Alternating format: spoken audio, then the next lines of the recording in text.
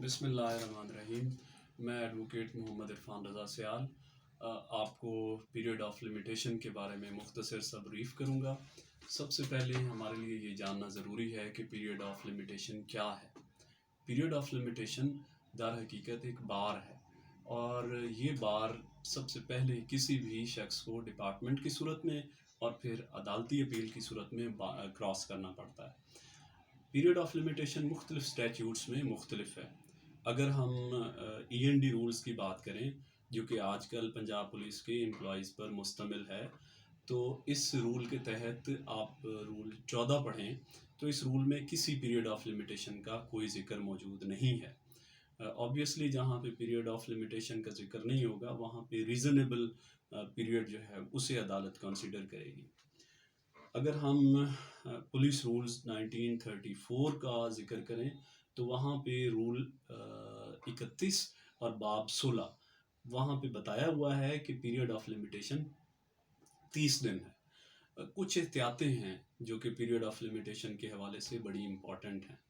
مثال کے طور پہ اگر پہلا آرڈر جو ہے وہ وائڈ ہو یا پہلا آرڈر باطل ہو تو بعد میں جو تمام کارروائی ہوگی اسے منسوخ یا اسے بھی باطل سمجھا جائے گا اور پیریڈ آف لمیٹیشن رن نہیں کرے گا.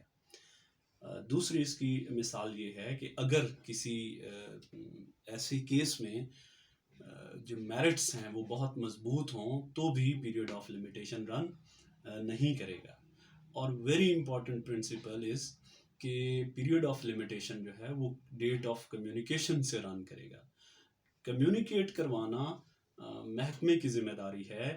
محکمہ آرڈر اناؤنس کرے گا، آرڈر کو سائن کرے گا، آرڈر کو انڈورس کرے گا اور اس کے بعد پھر کمیونیکیٹ کروائے گا. یہ جو کمیونیکیشن ہے اس کے بارے میں رول 16.31 پولیس رولز کا امپورٹنٹ ہے جو کمیونیکیشن کے بارے میں بتاتا ہے، اور section 24A general clauses act 1897 اس حوالے سے بہت امپورٹنٹ ہے، جو کہ یہ کہتا ہے کہ آرڈر اسپیکنگ ہونا چاہیے اور ساتھ میں اس کی کمیونیکیشن ہونی چاہیے. کمیونیکیشن سے date of limitation period of limitation run کرے گا. اگر کمیونیکیشن نہیں ہوئی تو پھر پیریڈ آف لمیٹیشن سائلنٹ رہے گا.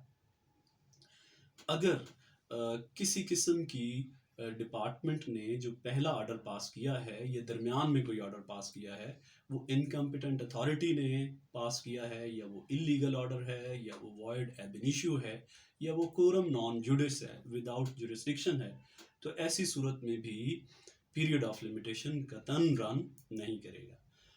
ہوپ فلی آپ کو یہ شارٹ سے انٹریکشن سمجھ میں آئی ہوگی. اپنا خیال رکھیے. السلام علیکم.